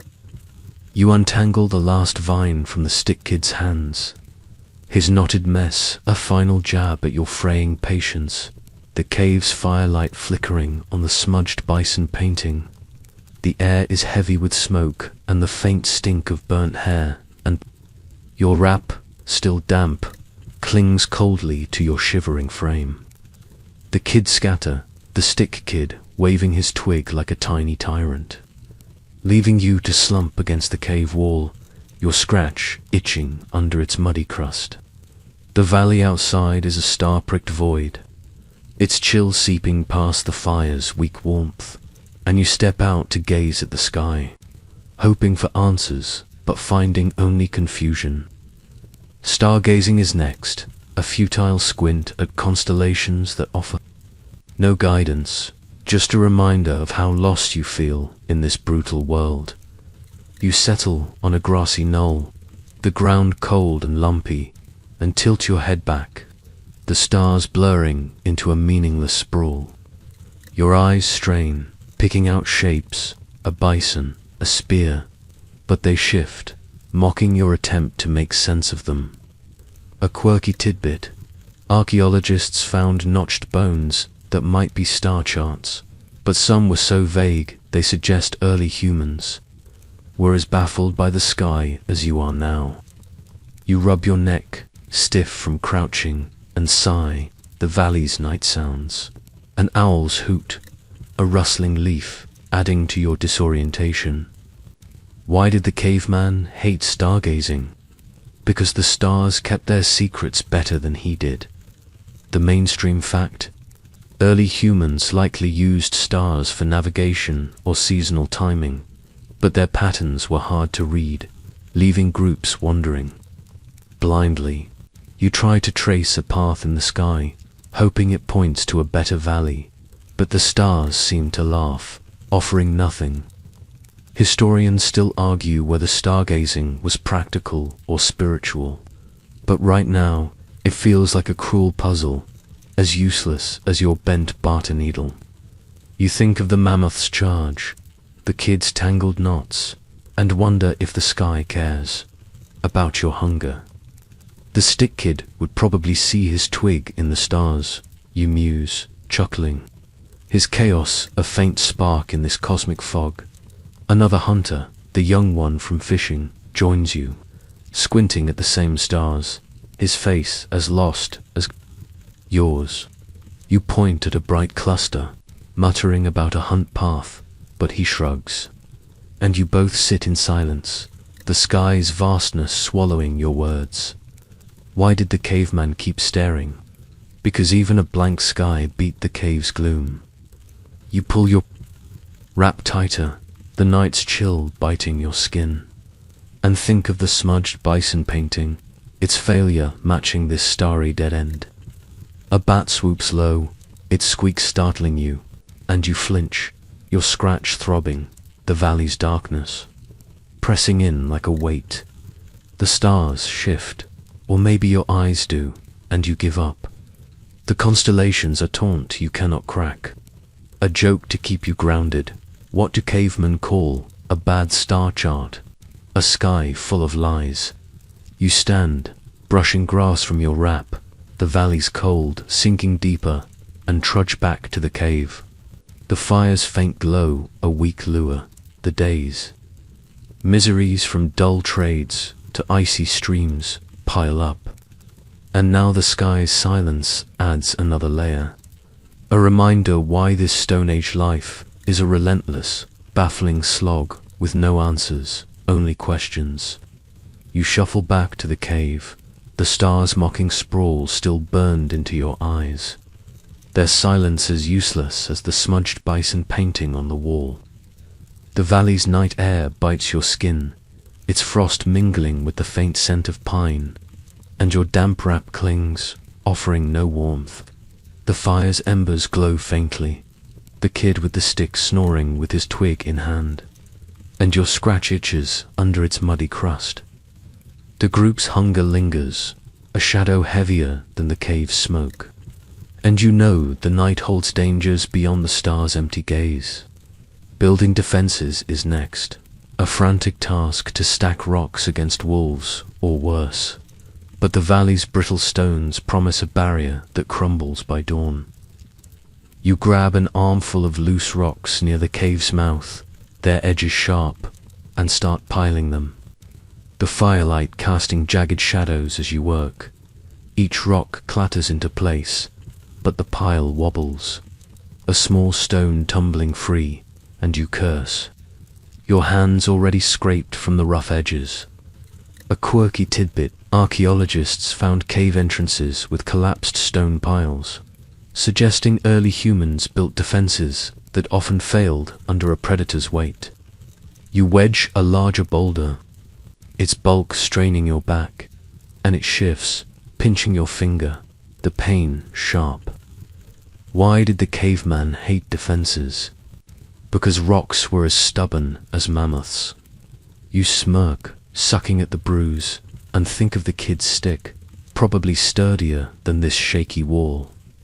The valley's night hums, an owl's hoot echoing, and you scan the darkness, your heart thudding at every rustle. The mainstream fact: Paleolithic groups used stone barriers for safety, with evidence of charred logs added to scare off animals, though many defenses were flimsy. You add more rocks, their weight taxing your aching arms. But another slips, scattering the pile, and you groan, starting over. Historians still argue whether defenses targeted animals or rival humans, but right now, you just want to keep the wolves at bay. You think of the mammoth's charge, your useless spear throw, and wonder if this barrier is as doomed as that hunt. The stick kid would probably stack his twig here and call it a fortress. You muse, chuckling, his chaos a faint light in this grim task. Another hunter, the scarred woman from fishing, joins you, her own rocks wobbling, and you share a tired glance, both battling the valley's cruel stones. You try a new layer, but a rock cracks, splitting in half, and you kick the dirt, your patience gone. Why did the caveman keep building? Because fear was a worse architect than he was. You pile on, the barrier knee-high but fragile, and scatter. Thorny branches on top, their spines a weak deterrent. A bat swoops low, its squeak jolting you, and you nearly topple the pile, your scratch throbbing as you steady it. The cave's fire crackles, its warmth a distant lure, and you feel the day's weight from dull trades to icy streams. Now this crumbling defense, a joke to keep you going. What do cavemen call a bad barrier? A wall that waves at wolves. You step back, the pile unsteady but done, and scan the valley, its darkness hiding threats you cannot fight. The group sleeps, their breaths soft, and you hope this flimsy wall holds. Though the valley's night feels like a trap waiting to spring, you trudge to the cave, your hands raw. The fire's glow, a faint shield against a life that piles misery on like the rocks you just stacked. You slip past the wobbly rock barrier, your hands scraped raw from stacking stones. The cave's faint firelight, a weak shield against the valley's biting night. The air is crisp, laced with frost and pine, and your damp wrap clings offering. No comfort. The kid with the stick snores, his twig tangled in his hide, and the smudged bison painting looms on the wall, a reminder of your day's failures. Your scratch itches under its muddy crust, and the group's hunger gnaws. The lone trout from fishing, a sad memory. Singing chants is next, a grating task to hum tunes meant to soothe, but your off-key voice and the group's glares promise more torture than calm. You settle near the fire, clear your throat, and start a low drone, a melody older than the cave itself, hoping it lulls the group despite your shaky pitch. The chant stumbles, your voice cracking on a high note, and the elder's eyes snap open, his scowl sharper than your bent barter needle. You push on, the tune meant to mimic the valley's wind, but it sounds like a wounded animal, and the kids stir, the stick kid muttering in his sleep. A quirky tidbit, archaeologists found bone flutes in caves, some cracked from overuse, suggesting music was common but often as painful as your singing. You adjust, softening the chant, but a hunter. The young one from stargazing winces, his grimace loud in the firelight. Why did the caveman hate chanting? Because his voice scared the group more than wolves. The mainstream fact, vocal chants likely strengthened Paleolithic bonds, with some linked to hunts or rituals, though poor singers were probably mocked. You try a lower note, your throat raw from smoke, but it wavers, and the scarred woman from the rock barrier shoots you a look, her patience gone. Historians still argue whether chants were sacred or social, but right now, it feels like a punishment for your burnt dinner, your flimsy. While you think of the mammoth's charge, the kid's tangled knots, and wish this chant could summon food instead of glares. The stick kid would probably hum his twig like a flute. You muse, chuckling, his chaos a faint relief in this musical mess. You keep going, the chant droning, but a kid giggles, mimicking your wobble, and you falter, the tune collapsing into a cough. The elder grumbles, muttering about better singers, and you blush, the fire's heat no match for your embarrassment. Why did the caveman keep singing? Because silence was worse than his voice. You restart, softer, the melody barely holding, and a few hunters join. Their hums, grudging but steady, easing the tension. The cave's air thickens, the smoke from your cooking flop lingering, and you think of the icy stream, wishing this task was as fleeting as your trout.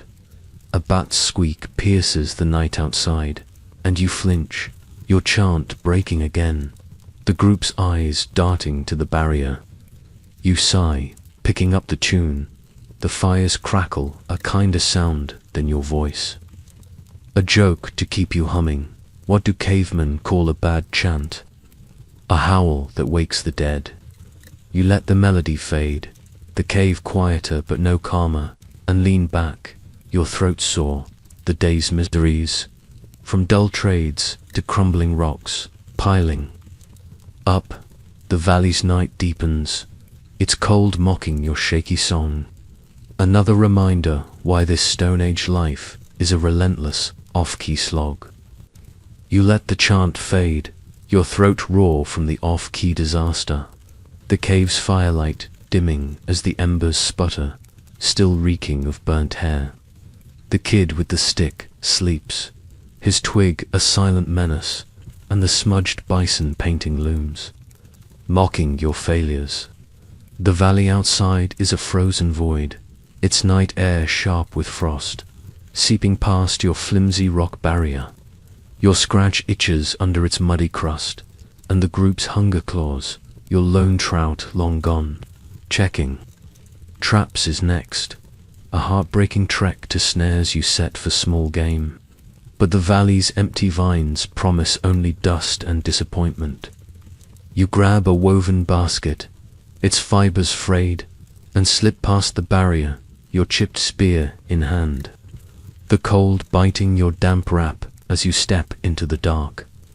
The trail to the traps is slick with dew, and you stumble, your feet numb on the frosty grass. The first snare, a vine loop near a thicket, hangs limp, it's not untouched, and you curse. The valley's silence a taunt. A quirky tidbit, archaeologists found snares with no bones nearby, suggesting traps often failed, leaving hunters as empty-handed as you are now. You check another, a net hidden by ferns, and find only a snapped vine, its fibers shredded by some fleeing creature. Why did the caveman hate traps? Because they caught hope better than rabbits. You smirk, the night's chill sinking into your bones, and think of the stick kid, probably dreaming of his twig catching something. The mainstream fact, trapping small game was a Paleolithic lifeline, but sparse bone piles show catchers were rare, leaving groups starving. You move to a third trap, a pit covered with branches, and peer in, finding nothing but dirt and a crushed leaf. Historians still argue whether trapping was a daily chore or a desperate backup. But right now, it feels like a cruel jest, the valley hoarding its game. You think of the mammoth's charge, your off-key chant, and wonder if anything in this life delivers. The stick kid would probably set a trap with his twig and cry when it fails, you muse, chuckling. His chaos a faint spark in this empty night. You reset the net, your fingers numb, the vines slipping, and trudge to a final snare, its loop dangling uselessly. No rabbit, no bird, just dust, and you kick a stone, your frustration louder than the owl hooting nearby. Why did the caveman keep checking? Because hunger was a worse kick in the gut. You sling the empty basket over your shoulder, the valleys, darkness pressing in, its stars hidden by clouds. Another hunter, the young one from stargazing, checks his own traps nearby, his face falling at the same empty vines, and you share a grim nod, both cheated by the night. A bat's squeak startles you, and you grip your spear. The valley sounds a maze of false alarms. A joke to keep you going. What do cavemen call an empty trap? A hole full of broken dreams. You turn back, the cave's firelight a faint lure, your basket as light as your hopes. The day's miseries, from dull trades to flimsy barriers, pile up, and now this barren hall adds another sting. A reminder why this Stone Age life is a relentless, heart-sinking slog, where even the valley's gifts come up empty. You trudge back to the cave, your empty basket swinging, the valley's icy night clawing at your damp wrap, the sting of empty traps sharper than the frost. The fire's faint glow spills from the cave, its smoke thick with the burnt hairs. stench, and the kid with the stick snores, his twig a silent taunt.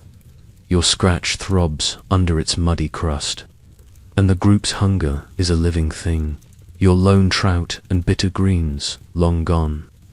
Cooking a stew is next, a tense task to share a gritty broth from scraps. But the group's bickering over its bland taste promises more conflict than comfort. You drag a flat stone to the fire, its surface scarred, and toss in the tiny trout, a few wilted greens, and a hair bone, hoping to stretch them into something edible. You stir the mix with a stick, the broth bubbling but thin, its fishy tank mixing with the green's bitterness. The fire flares, spitting smoke into your eyes, and you cough, the cave's air choking as the stew simmers. A quirky tidbit: archaeologists found stew pits with charred bones, suggesting cavemen boiled scraps in desperation, often fighting over the results. The stick kid wakes, sniffing the air, and edges closer, his twig poking the stone, nearly spilling the broth. You snap, shooing him off, his wine-sparking glares from the group. Why did the caveman hate stew? Because it stirred up more fights than flavors.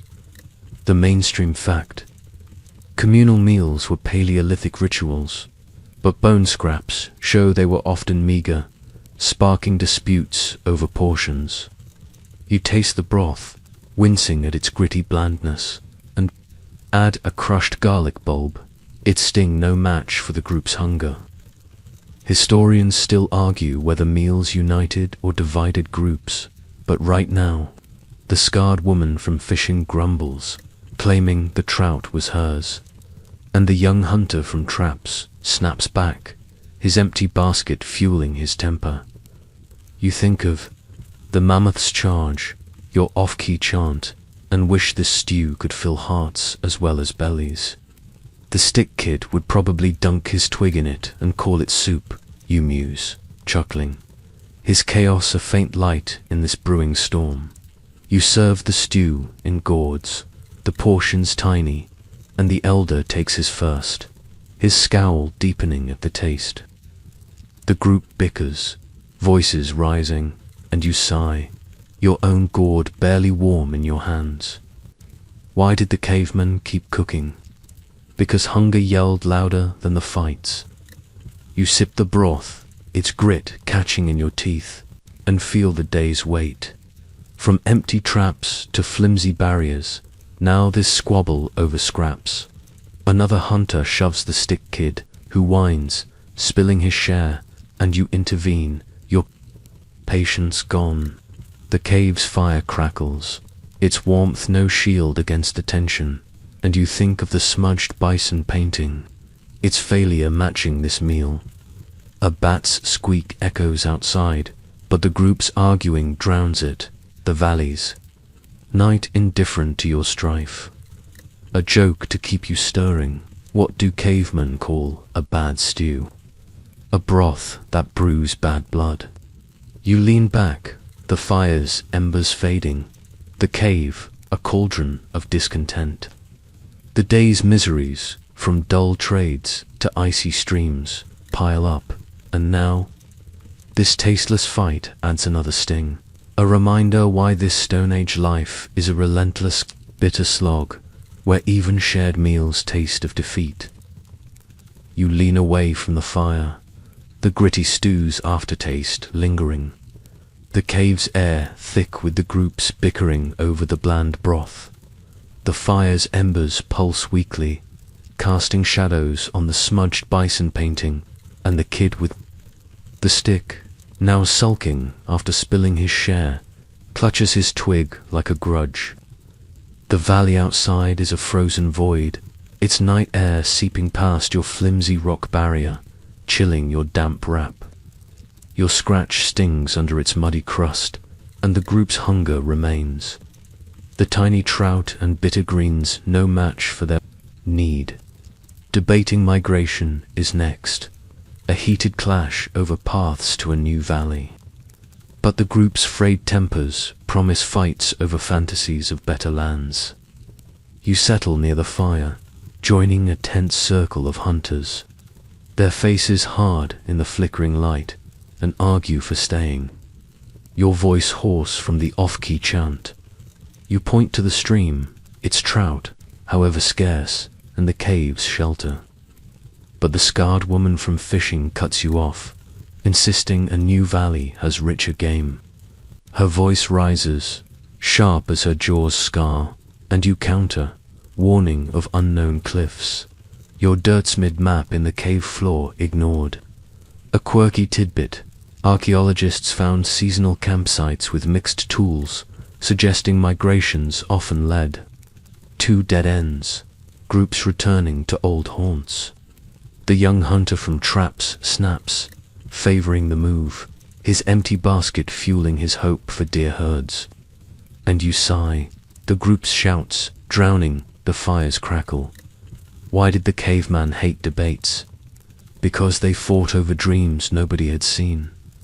The mainstream fact: migrations were Paleolithic survival tactics, with bone and tool trails showing moves across vast distances, but many failed from poor planning. You argue for scouting first, but the elder grumbles, muttering about a valley he claims was lush, his tales as reliable as your bent barter needle. Historians still argue whether migrations were chosen or forced by scarcity, but right now it feels like a shouting match. Over nothing, each voice a jab at your patience. You think of the mammoth's charge, the empty traps, and wonder if any valley could ease this hunger. The stick kid would probably vote to stay, just to keep his twig here, you muse, chuckling. His chaos a faint relief in this shouting storm. The scarred woman slams her fist on the ground, her map smudging yours, and you snap back, your voice lost in the chaos. The young hunter shoves another, their tempers flaring, and you stand, trying to calm them, your own hope fading like the fire. Why did the caveman keep arguing? Because staying silent meant losing anyway. You draw a new path, suggesting a compromise, but it is ignored, the group's hunger louder than reason. A bat's squeak pierces the night outside, and you flinch. The barrier's flimsiness, a mirror of this planless fight. The cave's air thickens, the burnt stew's stench lingering. And you think of the smudged bison, its failure matching this pointless clash. A joke to keep you talking. What do cavemen call a bad migration?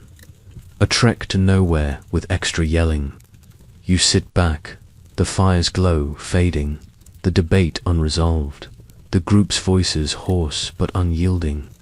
The day's miseries, from icy streams to tasteless stews, pile up. And now this fruitless argument adds another sting, a reminder why. This Stone Age life is a relentless squabbling slog, where even dreams of escape spark more fights than hope. You pull back from the fire, the migration debate shouts still ringing, the cave's air thick with the burnt stew's stench and the group's unresolved anger. The fire's embers flicker, casting faint shadows on the smudged bison painting. And the kid with the stick sleeps, his twig a silent jab at your frayed nerves. The valley outside is a frozen void, its night air biting through your damp wrap, your scratch throbbing under its muddy crust. The group's hunger lingers, the meager broth no relief, and you seek a task to dull the day's chaos. Carving wooden tools is next, a splinter-filled slog to shape a spear shaft, but the valley's tough wood promises more pain than progress. You grab an oak branch, its bark rough, and settle by the fire, your dull flint knife from the barter glinting weakly. In the dim light, you scrape the bark, the flint slipping, and a splinter jabs your thumb, sharp as the needle that pricked you sewing hides. You curse, sucking at the sting, and keep carving. The wood's grain resisting every stroke, shavings piling like your failures. A quirky tidbit: Archaeologists found wooden spears with splinter marks, suggesting cavemen battled tough timber. As much as game, their hands scarred like yours. You hack at the branch, aiming for a smooth shaft, but the flint dulls, gouging the wood, and you groan, your fingers cramping. Why did the caveman hate woodworking? Because splinters were nature's tiny knives. The mainstream fact: wooden tools were Paleolithic essentials, with rare preserved spears showing heavy use, though crafting them was grueling. You try shaping a point, but another splinter lodges in your palm and you yank it out, blood beading. Historians still argue whether woodworking was a skilled trade or shared drudgery. But right now, it is your punishment, each cut a jab at your patience. You think of the mammoth's charge, the migration, fight, and wonder if this spear will ever see use. The stick kid would probably carve his twig into a toy and brag. You muse, chuckling, his chaos a faint spark in this tedious grind. Another hunter, the young one from traps, sits nearby, whittling his own branch, his cuts as clumsy, and you share a grimace, both wrestling the valley's stubborn wood. You try again, the flint skipping, leaving a jagged notch, and you curse, your hands a map of nicks. Why did the caveman keep carving? Because a bad spear was better than none. You smooth the shaft, your arms aching, and think of the smudged bison painting, its failure matching this uneven stick. The elder shuffles past, muttering about better wood, and you ignore him, his tale's as useless as this knife. The fire pops, a spark landing on your wrap, and you pat it out. The cave's heat no match for your frustration. A bat's squeak echoes outside, and you flinch, the splinters sting flaring. A joke to keep you carving. What do cavemen call a bad spear? A stick with too many opinions. You finish the shaft, its shape rough but usable, and set it aside. Your hands raw, the cave's clutter a mirror of the day's miseries. From empty traps to shouting matches, now this prickly chore. The valley's night deepens, its cold taunting your weary frame, and you brace for the next task, knowing this Stone Age life loves to splinter your hopes at every turn. You set the rough spear shaft aside, your hands stinging from splinters. The cave's dim firelight flickering on the smudged bison painting. The air is thick with smoke and the burnt stew's lingering stench, and the kid with the stick snores, his twig a silent jab at your patience. The valley outside is a frozen void, its night air seeping past the flimsy rock barrier, chilling your damp wrap. Your scratch throbs under its muddy crust, and the group's hunger gnaws, the meager broth a fading memory. Listening to the night is next, a tense task to decode the valley's sounds for threats. But your tired ears and jumpy nerves promise panic over harmless rustles.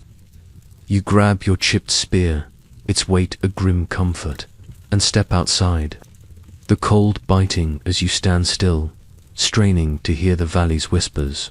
A leaf rustles, and you freeze, heart pounding, but it is just the wind, mocking your frayed senses. An owl hoots, its call sharp, and you grip your spear, imagining wolves where there are none. A quirky tidbit: archaeologists found bone whistles shaped like animal calls, suggesting cavemen mimicked sounds to lure game, but also startled at shadows like you do now. You strain for more, the valleys hum a maze of crickets and distant water, but a twig snaps, and you jump, nearly dropping your spear. Why did the caveman hate the night? Because every sound was a ghost with teeth. The mainstream fact: environmental awareness was key for Paleolithic survival, with camp placements showing groups listened closely to avoid ambushes. You hear a faint scurry, likely a vole, but your pulse races, the valley's darkness turning every noise into a threat. Historians still argue whether early humans trusted their ears or relied on instinct.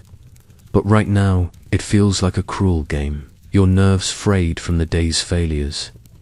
You think of the mammoth's charge, the empty traps, and wonder if the night hides worse. The stick kid would probably think an owl was his twig talking, you muse, chuckling. His chaos a faint spark in this jumpy vigil. Another sound, a low rustle, makes you whirl, but it is just grass swaying, and you curse, your spear trembling. The scarred woman from the stew fight stands nearby, also listening, her eyes darting, and you share a tense nod, both spooked by the valley's tricks. Why did the caveman keep listening? Because silence was scarier than the noise. You think of the smudged bison painting, its failure matching your jittery watch, and strain to hear more, the cold numbing your toes. A bat squeaks, its wings a whisper, and you flinch, your scratch flaring, the valley's night a maze of false alarms. A distant howl, maybe a wolf, chills your blood, and you grip your spear tighter. The rock barriers, flimsiness, no comfort. A joke to keep you steady. What do cavemen call a bad night? A concert of shadows and shivers. You back toward the cave. The fire's glow, a faint lure. The valley's sounds a relentless taunt. The day's miseries, from dull trades to shouting.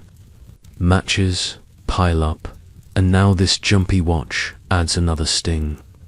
A reminder why this Stone Age life is a relentless, nerve-wracking slog, where even the night plays tricks on your weary soul.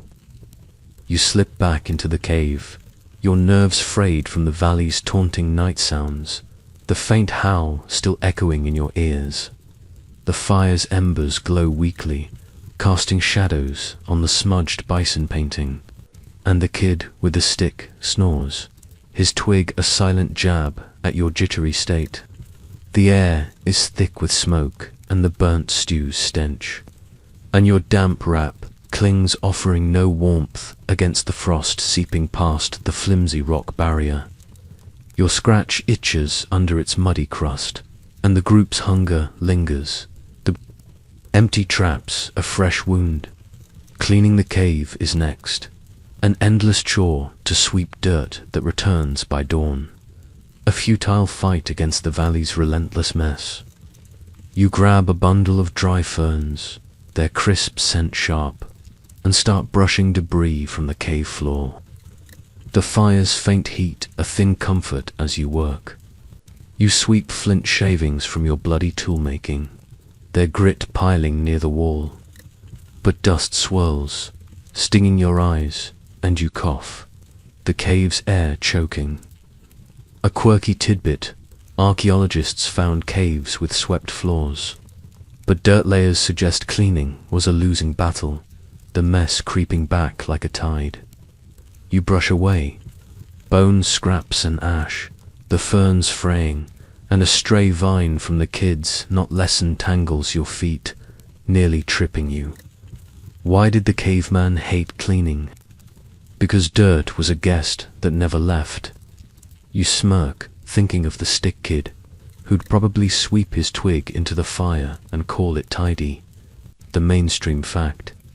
Organized camps were Paleolithic necessities, with evidence of waste piles showing efforts to keep living spaces clear, though rarely successful. You scoop ash from the fire pit, your hands smudged, and it spills, dusting the hides you stitched. Historians still argue whether cleaning was for hygiene or order, but right now, it feels like a cruel cycle, each sweep undone by the valley's dust. You think of the mammoth's charge, the migration fight, and wonder if this chore is just another Stone Age taunt. The stick kid would scatter more dirt with his twig, you muse, chuckling. His chaos a faint spark in this gritty grind. You move to a corner, sweeping bone shards and root scraps, but a flint flake jabs your foot, and you curse, hopping as blood. Beads. The scarred woman from the stew fight watches, her own chores done, and tosses you a smirk, glad to avoid this task. You keep going, the fern's now a tattered mess, and think of the smudged bison painting, its failure matching this endless dust. Why did the caveman keep sweeping? Because a messy cave felt like surrender. You pile the debris near the wall, the floor barely cleaner, and the elder stirs, muttering about a tidier past. His tale's as useless as your ferns. A bat's squeak echoes outside, and you flinch. The rock barrier's weakness and nagging fear. A joke to keep you sweeping. What do cavemen call a bad cleanup? A dust storm with extra regrets. You lean back, the caves clutter a mirror of the day's miseries, from empty traps to jumpy nights. Now this futile chore. The valley's cold deepens its frost, taunting your weary frame. And you brace for the next task, knowing this Stone Age life loves to bury you in dirt at every turn. You drop the tattered ferns, the cave's floor barely cleaner, dust still swirling in the fire's weak glow, the smudged bison painting a silent witness to your futile sweeping. The air is thick with smoke and the burnt stew's stench, and the kid with the stick snores, his twig a quiet jab at your exhaustion. The valley's icy night presses against the flimsy rock barrier, chilling your damp wrap, and your scratch throbs under its muddy crust. The group's hunger gnaws, the empty traps and tasteless broth fresh wounds, and you slump near the fire, your body aching from the day's endless grind. Reflecting on survival is next, a grim task to brood over a life of constant danger, where every moment feels like a battle you barely win. You stare into the embers, there flicker a mirror of your flickering hope, and let the day's miseries flood your thoughts. You think of the freezing cave morning, your teeth scraped raw with a twig, the rancid berries that barely staved off hunger. The mammoth's charge replays, your spear's useless arc, the bloodied flints, the poison plants, each a stab at your will to keep going. A quirky tidbit, archaeologists found worn tools with human sweat stains, suggesting cavemen clung to their tasks with a grim resolve, their lives as battered as yours feel now. You rub your splintered hands, the valley's cold sinking deeper, and wonder if tomorrow will bring more than pain. Why did the caveman brood? Because hope was a guest that rarely stayed.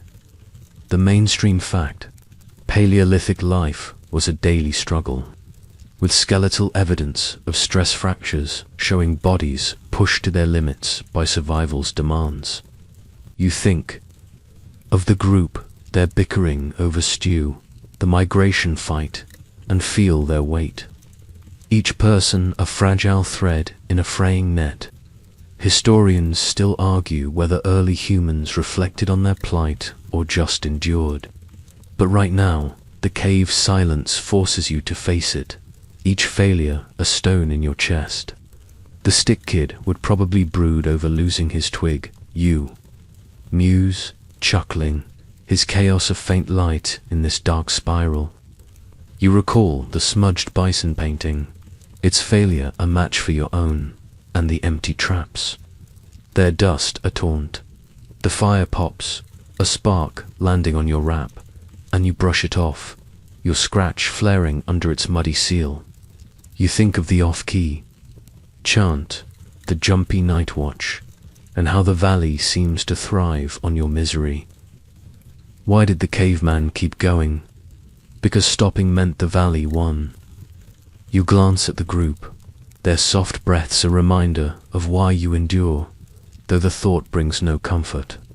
The elder stirs, muttering in his sleep, his tales as useless. As you're brooding and you sigh, the cave's walls closing in, heavy with the day's defeats. A bat's squeak echoes outside, and you tense. The rock barriers, flimsiness, a nagging fear. A joke to keep you grounded. What do cavemen call a bad day? A life sentence with extra wolves. You lean back, the fire's warmth fading, the valley's night a cold weight on your thoughts. The day's miseries, from dull trades to endless dirt, pile up. And now this grim reflection adds another sting. A reminder why this Stone Age life is a relentless, soul-crushing slog, where even hope feels like a trap. You lean away from the fire, the weight of your brooding thoughts heavy, the cave's dim embers casting faint shadows on the smudged bison painting. The air is thick with smoke and the burnt stew's lingering stench, and the kid with the stick snores softly, his twig loose in his hand, a quiet echo of the day's chaos. The valley's icy night presses against the flimsy rock barrier, chilling your damp wrap, and your scratch stings under its muddy crust. The group's hunger lingers, the empty traps and bitter broth a final jab, and you yearn for rest, but sleep is a restless battle. Drifting off is next, a fitful attempt to curl up on ferns, haunted by nightmares of wolves and hunger, the valley's dangers creeping into your dreams. You pull your hide tighter, its scratchy warmth barely enough, and settle onto a bed of ferns, their damp earthiness a faint comfort as you close your eyes. The ferns are lumpy, a twig jabbing your hip, and you shift, the cave's cold stone seeping through the thin bedding. Your mind replays the day, the mammoth's charge, the off-key chant, the endless dirt you swept, each failure a wolf's howl in your dreams. A quirky tidbit, archaeologists found worn bedding with human hair, suggesting cavemen tossed and turned. Their sleep as troubled as yours feels now. You pull the hide over your head, the valley's night sounds, a distant rustle, an owl's hoot, creeping past the barrier, keeping sleep at bay. Why did the caveman dread sleep? Because nightmares hunted harder than he did. The mainstream fact. Sleep was essential for Paleolithic survival, but skeletal stress marks show rest was often broken by cold and fear. You think of the group, their soft breaths a fragile chorus, and wonder if they dream of better valleys, unlike your visions of snapping snares and charging beasts. Historians still argue whether early humans slept deeply or in bursts. But right now, the ferns feel like a trap, each shift waking you with a new ache. The stick kid would probably dream of his twig chasing mammoths. You muse, chuckling faintly, his chaos a dim spark in this restless night. You recall the smudged bison, its failure a shadow in your mind, and try to drift, but a wolf's howl, real or imagined, jolts you, your heart racing.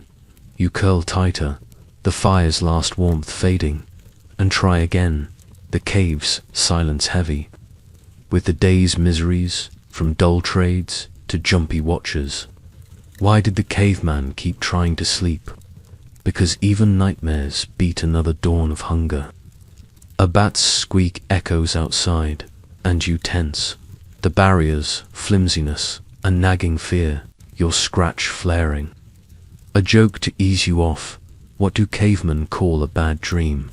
A wolf that never stops chasing.